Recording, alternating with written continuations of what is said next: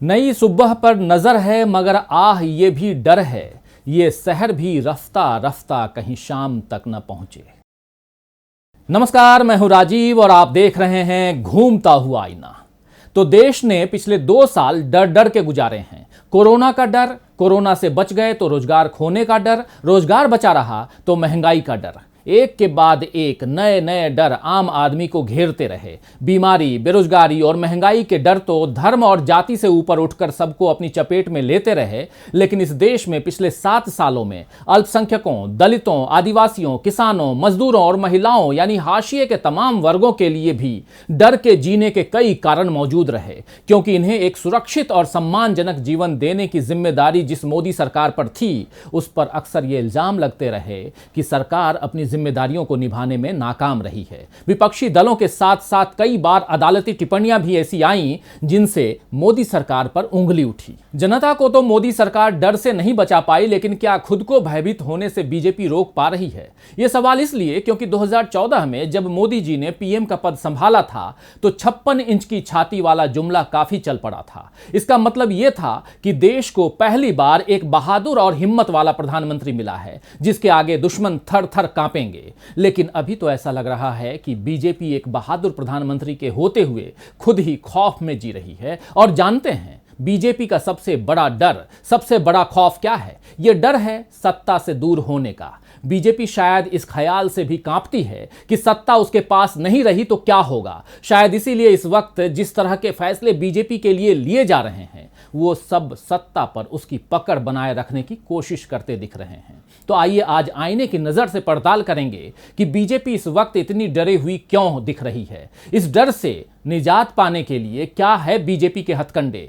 क्या सत्ता की परिक्रमा करते करते बीजेपी ने बाकी सारे राजधर्म छोड़ दिए हैं? क्या देश के प्रति अपनी जिम्मेदारी को बीजेपी भूल चुकी है? इन सवालों के जवाब तलाशने से पहले चलते हैं गुजरात, जो मोदी जी का यानी कि प्रधानमंत्री नरेंद्र मोदी का और गृह मंत्री अमित शाह का गृह प्रदेश है। लेकिन वहां भी शायद सत्ता का डर बीजेपी को सता रहा है। शनिवार 11 सितंबर को जब पूरी दुनिया अमेरिका और तालिबान के रिश्तों की उलझन और वैश्विक राजनीति पर उसके असर की समीक्षा में लगी थी, तब भारत की राजनीति में एक अलग किस्म की हलचल मच गई। प्रधानमंत्री नरेंद्र मोदी और गृह मंत्री अमित शाह के गृह राज्य गुजरात में बीजेपी सरकार का नेतृत्व कर रहे मुख्यमंत्री विजय रूपाणी ने अचानक अपने इस्तीफे की घोषणा कर दी। गुजरात में अगले साल के अंत में चुनाव होने हैं, यानी अभी कम से कम साल भर का वक्त विजय रूपाणी के पास था। फिर भी उन्होंने बीजेपी के एक वफादार सिपाही की तरह मुख्यमंत्री की कुर्सी छोड़कर नई जिम्मेदारियों को निभाने का ऐलान करते हुए इस्तीफा दे दिया। विजय रूपाणी ने कहा, मैं बीजेपी का धन्यवाद देना चाहता हूं, जिसने मुझे गुजरात के मुख्यमंत्री के तौर पर काम करने का मौका दिया। मैंने अपने कार्यकाल में पीएम मोदी के नेतृत्व में राज्य के विकास कार्यों को आगे बढ़ाने का काम किया। मुझे पार्टी के द्वारा अब जो भी जिम्मेदारी मिलेगी, मैं नई ऊर्जा के साथ मुख्यमंत्री के नेतृत्व और राष्ट्रीय अध्यक्ष के मार्गदर्शन में अवश्य काम करता रहूंगा। आपको बता दूं कि विजय रूपाणी को बीजेपी ने 2016 में मुख्यमंत्री बनाया था। इससे पहले आनंदीबेन पटेल गुजरात की मुख्यमंत्री थी। दरअसल नरेंद्र मोदी ने जब प्रधानमंत्री का पद संभालने के लिए 2014 में गुजरात के मुख्यमंत्री की कुर्सी छोड़ी तो उनकी जगह आनंदीबेन पटेल ने ले ली। इसके बाद 2016 में विजय रूपाणी को बीजेपी ने ये जिम्मेदारी दी। एक गैर पाटीदार नेता और जनता के बीच कम लोकप्रिय नेता को मुख्यमंत्री बनाकर बीजेपी ने सभी को चौंका दिया था। लेकिन अब उनके अचानक इस्तीफे की खबर आई है। तो विजय रूपाणी ने मुख्यमंत्री की कुर्सी छोड़ते हुए जो शब्द कहे, जरा उन पर गौर फरमाइए। उन्होंने कहा है कि पीएम मोदी के नेतृत्व में राज्य में विकास कार्यों को बढ़ाने का काम किया। अब जो जिम्मेदारी मिलेगी उसे नई ऊर्जा के साथ प्रधानमंत्री के नेतृत्व में करता रहूंगा। ऐसा लग रहा है मानो मोदी जी गुजरात के मुख्यमंत्री न रहते हुए भी वहां की सत्ता पर काबिज हैं। यह भाजपा वाला राम राज्य है दोस्तों, जहां मोदी जी का नाम लेकर उसी तरह शासन किया जाता है जैसे भरत ने राम जी की चरण पादुकाओं को सिंहासन पर रखकर राज चलाया था। विजय रूपाणी ने तो पार्टी और भाजपा के प्रति अपनी वफादारी दिखला दी है, लेकिन भाजपा अपना विश्वास और हिम्मत कब दिखाएगी? गुजरात जैसे राज्य में जहां भाजपा ये मानती है कि उसके नाम का डंका बजता है, आखिर वहां किस बात का डर भाजपा को सता रहा है? भाजपा के लिए यूपी और गुजरात ये दो प्रदेश सत्ता के शिखर तक पहुंचने में अहम स्थान रखते हैं, क्योंकि गुजरात में सोमनाथ है और यूपी में अयोध्या, और सोमनाथ से अयोध्या के बीच का फासला तय करके ही भाजपा दिल्ली तक पहुंच पाई है। गुजरात और यूपी ये दोनों प्रदेश नरेंद्र मोदी के लिए भी खास मायने रखते हैं। गुजरात उनका अपना राज्य है, जहां उन्होंने राजनीति की दीक्षा ली, संघ के कार्यकर्ता से लेकर मुख्यमंत्री बनने का सफर तय किया और उसके बाद इस सफर को आगे बढ़ाते हुए यूपी के वाराणसी से दिल्ली में प्रधानमंत्री आवास तक पहुंचे। गुजरात और यूपी को हिंदुत्व की प्रयोगशाला बनाकर भाजपा ने कई सफल प्रयोग भी किए, लेकिन अब ऐसा लग रहा है कि भाजपा इन दोनों ही राज्यों में अपने भविष्य को लेकर निश्चिंत नहीं है। सत्ता खोने का डर भीतर कहीं भाजपा को सता रहा है। एक खास बात यह भी है कि गुजरात और यूपी ये दोनों प्रदेश एक वक्त कांग्रेस के भी मजबूत किले थे, लेकिन अब यहां कांग्रेस अपनी जमीन नए सिरे से तलाश रही है। आपको बता दें कि 1 मई 1960 को उस वक्त के बॉम्बे राज्य के 17 उत्तरी जिलों को मिलाकर गुजरात राज्य का निर्माण हुआ था और गांधीनगर इस नए राज्य की राजधानी बनी थी। गुजरात बनने के बाद से कांग्रेस 1995 तक सरकार बनाती आई। हालांकि 1975 से 1977 के बीच आपातकाल के दौरान कांग्रेस का जनाधार घटा, मगर बाद में कांग्रेस ने गुजरात में 1980 से लेकर 1994 तक फिर अपनी पकड़ मजबूत बनाए रखी। लेकिन इसके बाद 1995 के विधानसभा चुनावों में भाजपा को गुजरात की जनता का साथ मिला और केशुभाई पटेल मुख्यमंत्री बने। हालांकि 1996 से 1998 तक सत्ता में राष्ट्रीय जनता पार्टी भी आई, मगर 1998 में केशुभाई पटेल एक बार फिर मुख्यमंत्री बनकर उभरे। इसके बाद नई सदी के पहले साल यानी 2001 में नरेंद्र मोदी के हाथ में राज्य की बागडोर आई और वो 2014 तक गुजरात के मुख्यमंत्री बने रहे। भाजपा ने उन्हें दिल्ली की सत्ता सौंपने का निश्चय किया तो आनंदीबेन पटेल ने राज्य की पहली महिला मुख्यमंत्री के तौर पर सत्ता संभाली। महज 2 सालों में यानी 2016 में आनंदीबेन की जगह विजय रूपाणी ने मुख्यमंत्री पद की शपथ ली। तब से अब तक वे गुजरात संभाले हुए थे, मगर अब उनसे ये कुर्सी ले ली गई है। तो विजय रूपाणी ने गुजरात तो 5 सालों तक संभाल लिया, लेकिन भाजपा हाईकमान के भरोसे को संभालने में शायद चूक गए, या शायद भाजपा का डर उन्हें कुर्सी से उतरने पर मजबूर कर गया। जिस तरह असम से सर्बानंद सोनोवाल और कर्नाटक से BS येदियुरप्पा की कुर्सी ले ली गई, जैसे उत्तराखंड से त्रिवेंद्र सिंह रावत और तीरथ सिंह रावत को CM की कुर्सी से हटाया गया, वैसे ही अब विजय रूपाणी को भी हटाया गया है, क्योंकि भाजपा चुनावों में किसी तरह का जोखिम नहीं लेना चाहती।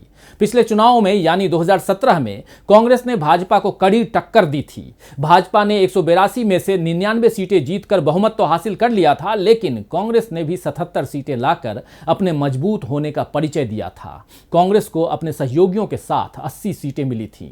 2017 तक विजय रूपाणी को सरकार संभाले साल भर ही हुए थे, इसीलिए हार या जीत की जिम्मेदारी उनकी उतनी नहीं थी। लेकिन अब उनके कार्यकाल के मुताबिक जनता अपना फैसला सुना सकती है और बताया जा रहा है कि भाजपा सरकार के कामकाज से गुजरात की जनता खुश नहीं है। इसीलिए छवि बचाने के लिए भाजपा ने उन्हें कुर्सी से हटा दिया है।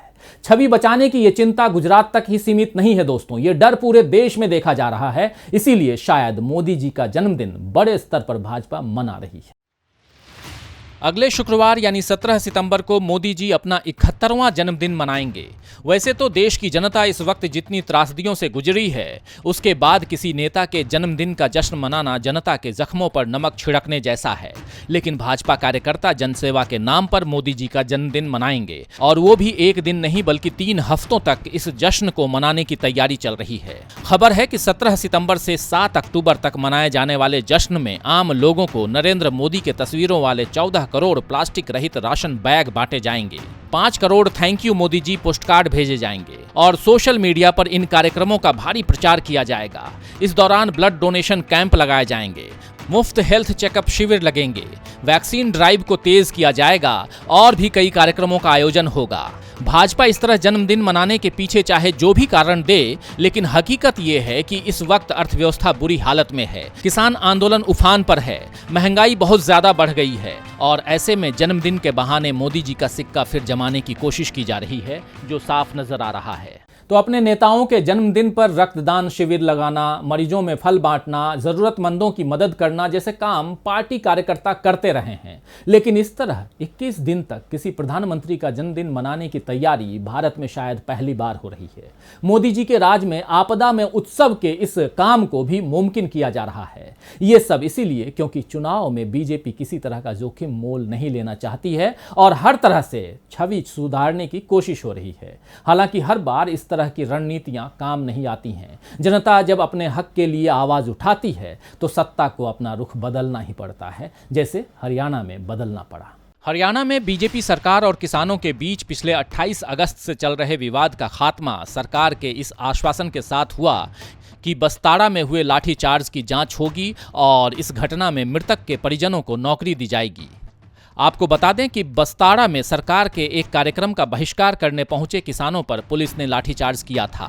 इस घटना में प्रशासनिक अधिकारी आयुष सिन्हा का एक बयान सुर्खियों में आया था, जिसमें वो किसानों का सिर फोड़ने की बात कह रहे हैं। आईएएस आयुष सिन्हा के इस निर्देश पर नाराज किसानों ने सरकार से उन पर कार्रवाई की मांग की थी, लेकिन सरकार किसानों की बात नहीं सुन रही थी, जिसके बाद किसानों ने करनाल के मिनी सचिवालय के बाहर धरना दे दिया था। किसान दिल्ली की तरह अनिश्चितकालीन धरने का मन बनाकर आए थे और सरकार भी 2-3 दिन तक अपना अड़ियल रवैया दिखाती रही। लेकिन इसके बाद किसानों ने पंजाब की राह पकड़ी। यूपी में तो वो अपना दम दिखा ही चुके हैं। किसानों के तेवर, उनके हौसले और उनकी हिम्मत के आगे सरकार की जिद ज्यादा दिन तक टिक नहीं पाई। भाजपा को यूपी और पंजाब में अपना नुकसान होते दिखा तो किसानों की मांग मानने में ही उसे भलाई दिखी। तो हरियाणा में तो किसानों ने इंसाफ की लड़ाई में अपना पलड़ा भारी कर दिया है, लेकिन कृषि कानूनों पर उनकी मांग सरकार कब मानेगी, ये अभी भी सवाल जो है वो बना हुआ है। पिछले 9.5 महीनों से किसानों का आंदोलन लगातार चल रहा है और उनकी बात सुनने की जगह सरकार केवल अपने मन की बात किए जा रही है। उद्योगपति मित्रों की मदद के आगे सरकार को कुछ नजर नहीं आ रहा है, जबकि उसके आत्मनिर्भर भारत और मेक इन इंडिया अभियान का बट्टा लग चुका है। फोर्ड फिगो और फोर्ड इकोस्पोर्ट्स जैसी कारें बनाने वाली फोर्ड इंडिया भारत से अपना कारोबार समेट रही है। फोर्ड के मुताबिक पिछले 10 साल में उसे $2 अरब से ज्यादा का नुकसान उठाना पड़ा है। 2019 में उसकी $80 करोड़ की संपत्ति बेकार हुई। कंपनी के इस फैसले से 4000 से ज्यादा के स्टाफ की नौकरी जा चुकी है। भारत सरकार की मेक इन इंडिया योजना के लिए ये एक बड़ा झटका है, क्योंकि इससे पहले पिछले साल हार्ली डेविडसन ने भी ऐसा ही फैसला किया था और 2017 में जनरल मोटर्स ने भी भारत छोड़ दिया था। देश में ऑटोमोबाइल सेक्टर के लिए कठिन हालात पर पिछले दिनों देश की बड़ी auto company Maruti Suzuki India के चेयरमैन आरसी भार्गव ने वाहन उद्योग संगठन society of Indian automobile manufacturers यानी SIAM के 61वें सालाना सम्मेलन को संबोधित करते हुए कहा था कि सरकारी अधिकारी ऑटो इंडस्ट्री को सपोर्ट देने के बारे में बयान तो बहुत देते हैं, लेकिन जब बात सही में कदम उठाने की आती है, वास्तव में कुछ नहीं होता। आप जैसा जानते हैं कि छोटी बजट कारों की खरीद मध्यम वर्ग करता है और इस वक्त ये मिडिल क्लास सबसे अधिक परेशान है। अगस्त में 15 लाख नौकरी जाने की खबर है। इसका मतलब ये हुआ कि देश का मध्यम वर्ग बुरी तरह से आर्थिक तंगी से जूझ रहा है। तो फोर्ड जैसी बड़ी कंपनियां हो या रोज कमाने वाले मजदूर या नौकरी पेशा मध्यम यानी मिडिल क्लास, हर किसी की अपनी परेशानी है, अपना डर है। इस डर को दूर करने में सरकार की अहम भूमिका हो सकती है अगर वो 2-4 दोस्तों की मदद करना छोड़कर सारे देश पर ध्यान दे। लेकिन बीजेपी का ध्यान इस वक्त केवल अपनी सत्ता पर है। खैर, शायर वसीम बरेलवी ने ठीक ही फरमाया है कि आसमां इतनी बुलंदी पे जो इतराता है, आसमां इतनी बुलंदी पे जो इतराता है, भूल जाता है जमी से ही नजर आता है। तो आज के लिए बस इतना ही। फिर मिलेंगे खबरों के नए आईने के साथ। तब तक देखते रहिए DB लाइव। नमस्कार।